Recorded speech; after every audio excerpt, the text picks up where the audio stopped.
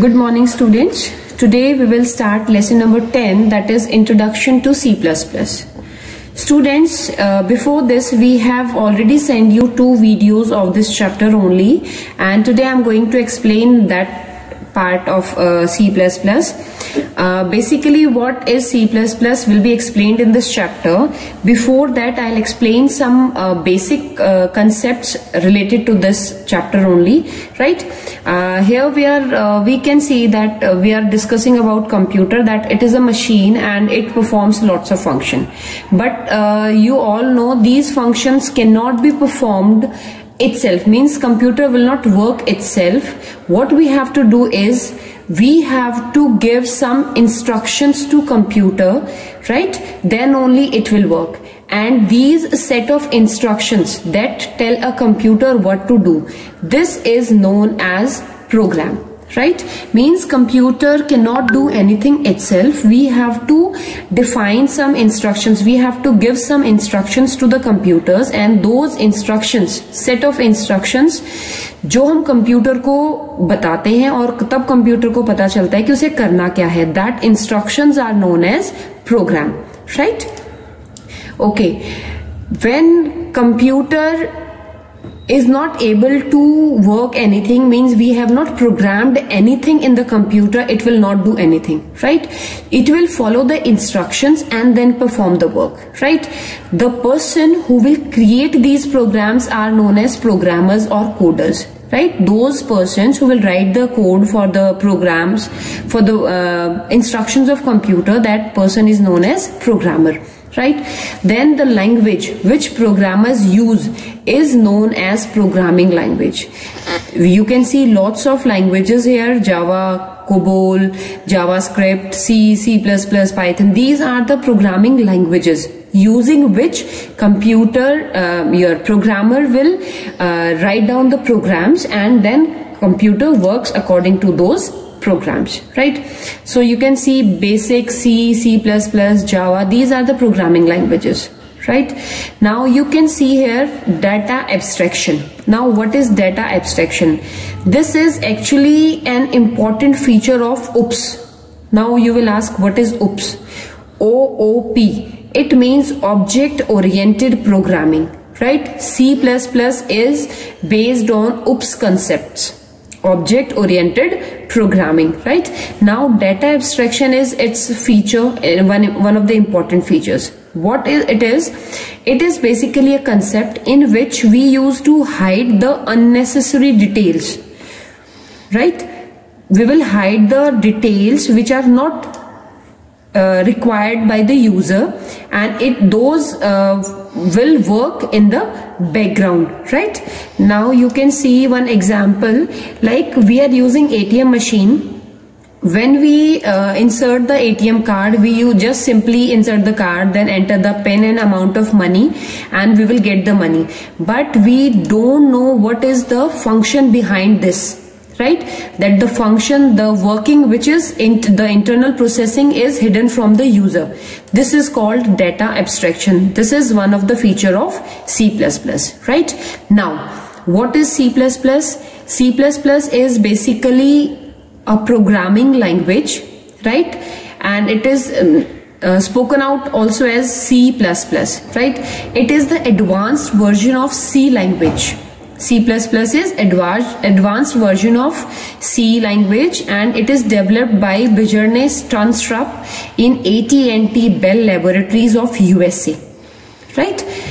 So in 1980s, this is object oriented programming. I explained object OOP, OOPS, right? Based on OOPS concept, and it is mostly used for developing system softwares and application softwares, right?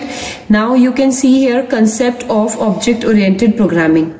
The main function, the main purpose is to add object orientation to C programming, means to make it more powerful language.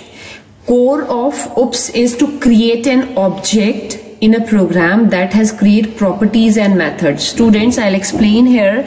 Object is the real world entity right? It may be living or it may be non-living. Like we can have a pen, we can have a chair, motorbike, bank account, mobile phone, anything. These all are objects, right? And our this C++ language works on these objects. This is the main entity of our language, main entity on which we will work in C++, right? And the goal of this OOPS is we can break down a problem, a bigger problem, into smaller problems, and it will make it simpler and easier to understand, right? This is the main concept of OOPS. The property which define the objects are known as its attributes or characters. Means we will work on the attributes and its you can say properties, right? Like you can see here, a computer has these parts. These are the parts of computer, right? And each part work independently, but all the parts collectively make a computer system, and it makes the work, the function, simpler, right? So these principal concepts form the foundation of your OOPS, your C++ language. Now you can see this object is real-time entity. These are the objects on which we can work, right? Okay. Now anything which we can see, feel or experience, that is an object. Anything, right? Or every object has its own character and behavior, right? Character and behavior which are unique from each other. Then you can see a car. Car is an object, right? Its state is defined by its brand name, color, size, number of seats. These are the different states, right, which is there in any car. The brand of the car, the color of the car, speed, its size, and the number of seats it is having, right? These are the states, and these are its properties. Means this is of this brand, this is the property. Now we have functions also, right? Means its speed, its direction. These are the functions of car. So we have to define two things in an object. We have its properties and we have its characteristics. So students, these are two different cars, and these are the characteristics. Means who is the manufacturer, model, color, power, engine state, and registration number, right? And these are the behavior of the two different cars, right? So you can see we can differentiate each other in their state. This is state and this is behavior, right? This is the speed, right? You can see here this registration number of both the cars are different. So we have some states, it means properties, in which we can differentiate the cars. Yet the behavior, it describes what the object does.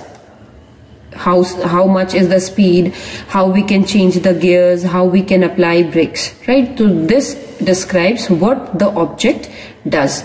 It determines all the possible operations of an object, car.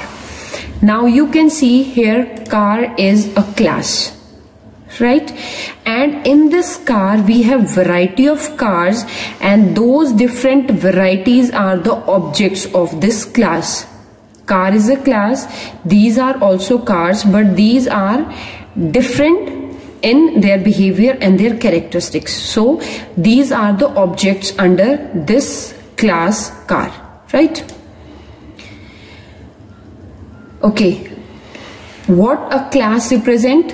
It represent a group of objects of similar kind, right? What I explained is we have different cars, right? All those cars are in the object, right? But they are of similar kind. So in other words, we can say objects are considered as members of class. Now you can say this example. This is desktop, palm top and laptop. These are members of class computer, right? Computer is a class and these are the members of the class. But these are different from each other in the term of their size. You can see the difference in the size, in the color, in the memory, capacity of processor, etc. So we can differentiate different objects of a class in their properties and characteristics. Right? In the same way, automobile is a class and these are the objects under this class category. Same way, we have different types of pen. So we can consider different classes.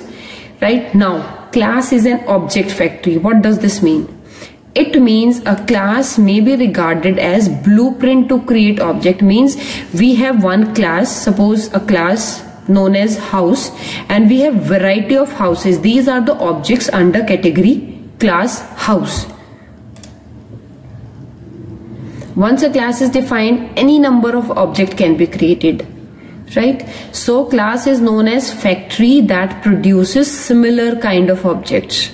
It works like a factory, and an object belonging to a particular class is instance of that class. Right? So it will belong to that class only. Now class as an object factory. Now you can see whenever we have to create any sculpture, we have to create a mold first and then we can create similar type of objects. Right? So it works like a class and these are the different objects which looks like each other. Right? These are the objects of a class. If we will create any class without a mold, it will not create same objects, right? So it will work like all the objects will be almost same. There will be slight difference. Objects are of same kind. So students, now we will start your Turbo C++, how to work in this. So students, we will continue this in the next video. Read the chapter very carefully and stay safe, stay healthy.